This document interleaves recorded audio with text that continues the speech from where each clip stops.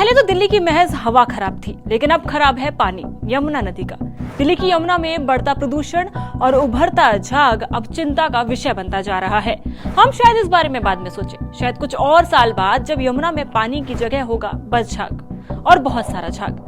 लेकिन क्या कभी सोचा है कि झाग है क्या और इन्हीं 2-3 महीनों में अचानक कहां से आ जाता है? अक्टूबर और नवंबर में ही क्यों बनता है झाग? दरअसल अक्टूबर और नवंबर के दौरान दिल्ली वायु और जल प्रदूषण की दोहरी चुनौती से जूझता है, जिसमें यमुना नदी में झाग बनना एक प्रमुख समस्या बन जाता है। पहले से ही प्रदूषण के उच्च स्तर से बोझिल दिल्ली की यमुना नदी मानसून के बाद के महीनों और सर्दियों की शुरुआत के दौरान झाग के कारण और भी ज्यादा बदतर स्थिति का सामना करती है।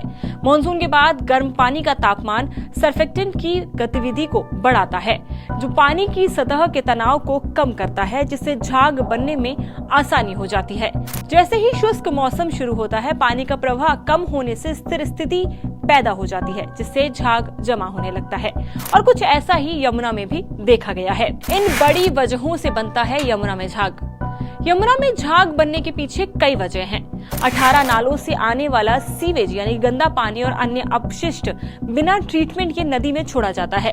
समस्या तब और ज्यादा बढ़ जाती है जब उत्तर प्रदेश में चीनी और कागज मिलों से निकलने वाले इंडस्ट्रियल वेस्ट को हिंडन नहर में छोड़ा जाता है और ये आकर यमुना में मिलती है। ये प्रदूषक यानी कि पॉल्यूटेंट्स फॉस्फेट और डिटर्जेंट युक्त अपशिष्टों के साथ बैराज के स्पिलवे से गुजरते हैं, जिसके कारण झाग बनता है और यमुना के ऊपर जहरीली सफेद चादर दिखती है। इंसानों के लिए कितना खतरनाक?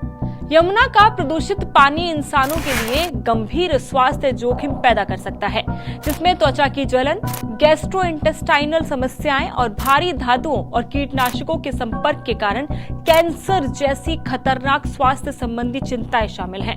तो अगर आप इसके बारे में नहीं सोच रहे हैं तो जरूर सोचिए, क्योंकि ये जितना दिखने में खतरनाक है, उससे कहीं ज्यादा असलियत में डेंजरस है। तो इस बढ़ते प्रदूषण और यमुना में बनते झाग पर आपकी क्या राय है? हमें कमेंट सेक्शन में जरूर बताएं और ऐसी तमाम अपडेट्स के लिए जुड़े रहें इंडिया टीवी के साथ।